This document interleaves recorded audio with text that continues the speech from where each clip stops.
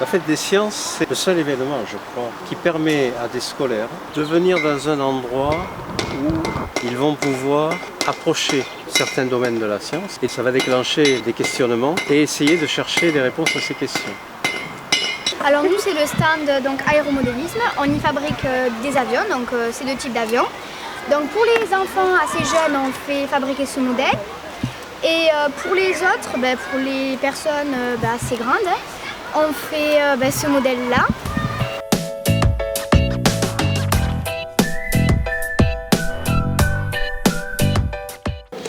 Vous pouvez nous expliquer quel est votre rôle à vous sur la fête des sciences ? Oui, alors moi je m'appelle Anne-Sophie Tribou, je suis prof au lycée Jean Duroux et j'ai en charge la classe de seconde relations clients.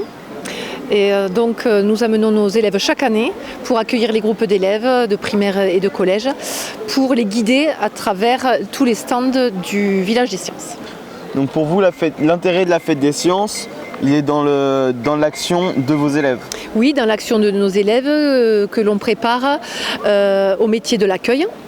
Mais en même temps, ils ont la chance de découvrir aussi tous les stands puisqu'ils restent avec les groupes et ils découvrent plein de choses. Et donc à la fin de la journée, ils sont ravis parce qu'ils ont travaillé, ils ont souvent été complimentés parce qu'ils font du bon boulot et en plus ils ont appris plein de choses au niveau des sciences. Est-ce que vous pouvez nous parler un peu de votre rôle sur la fête des sciences ? Nous, notre rôle, c'est d'accompagner les classes, que ce soit du primaire ou collège, sur chaque stand qui nous sont proposés sur notre plan. Bonjour, nous sommes le lycée Jacquard, donc on est là tous les ans à la fête des sciences où on vous présente la bouillotte chimique faite par les PCE, donc procédé de la chimie de l'eau, qui va de la seconde à la terminale. Donc on vous montre comment on réalise nos petites expériences. Donc ici c'est la bouillotte où on fait la formation des cristaux chauffants. Donc là le liquide il est froid et avec un choc,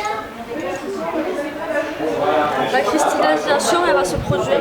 Donc là ça commence à chauffer et ça peut aller jusqu'à 56 degrés. Donc il y a une reine qui fait les petits, qui pompe tout le temps. C'est elle la patronne. À côté de ça, on a des ouvrières. D'accord ? Ce sont que des femelles aussi. C'est elles qui font tout le travail. C'est elles qui font la cire. C'est elles qui s'occupent des petits, future naissance. D'accord ? De transformer le nectar en miel, okay, de nettoyer la ruche, okay, et de devenir des gardiennes. Elles empêchent d'éventuels intrus de rentrer, des abeilles qui pourraient venir d'ailleurs, les frelons, d'accord, les frelons asiatiques, elles vont les empêcher de rentrer. Alors le stand, c'est le stand apiculture, nous sommes l'association Apilez. Notre objectif est d'expliquer aux jeunes, une nouvelle génération, que l'abeille est essentielle dans notre écosystème et qu'il faut qu'ils y fassent attention. Donc on a des moyens en leur montrant comment ça se passe dans la ruche, les sensibiliser à la vie de l'abeille et malheureusement aux polluants qui l'entourent pour minimiser leur extinction. Voilà. Donc pour vous, est-ce que la fête des sciences, c'est vraiment un moment clé pour parler de... Alors oui, effectivement, c'est un moment clé pour nous parce que, effectivement, comme je disais, on a une nouvelle génération qui sont là. Et elles sont sensibles, on en parle de plus en plus au niveau écologique. Les abeilles, c'est quelque chose de très très important dans notre écosystème. Donc on profite de ces jeunes qui sont là aujourd'hui pour petit à petit, année après année, les sensibiliser et qu'ils fassent vraiment attention à ce qui les entoure au niveau de la nature. Mon stand, c'est le stand du comité départemental de spéléologie. L'objet un peu du stand aujourd'hui, c'est d'expliquer aux jeunes comment transite l'eau sous terre et d'où vient la pollution. Donc sur ce côté atelier, là, on présente les différentes roches, notamment celles qui laissent passer l'eau, celles qui ne laissent pas passer l'eau, avec les argiles, les sables, des roches plus dures, dont les calcaires, qui eux peuvent laisser passer l'eau, puisque l'eau acide va dissoudre le calcaire et augmenter les interstices, c'est ce qui nous fait la formation des grottes entre autres. Donc, et schématiser le sous-sol avec les différentes couches géologiques et avec en partie profonde donc de l'argile.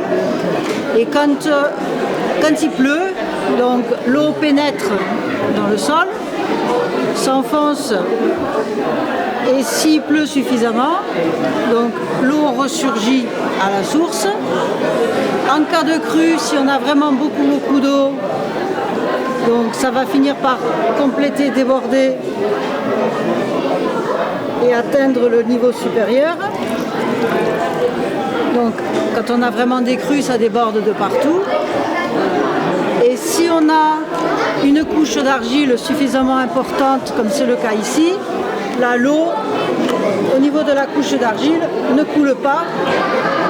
L'eau ne pénètre pas dans l'argile, elle sort que sur les roches qui laissent passer l'eau. Ça sort que là. Ici au stand de la MTPC de la Vallée, et on a le grand plaisir de venir vous expliquer comment on fabrique du fil.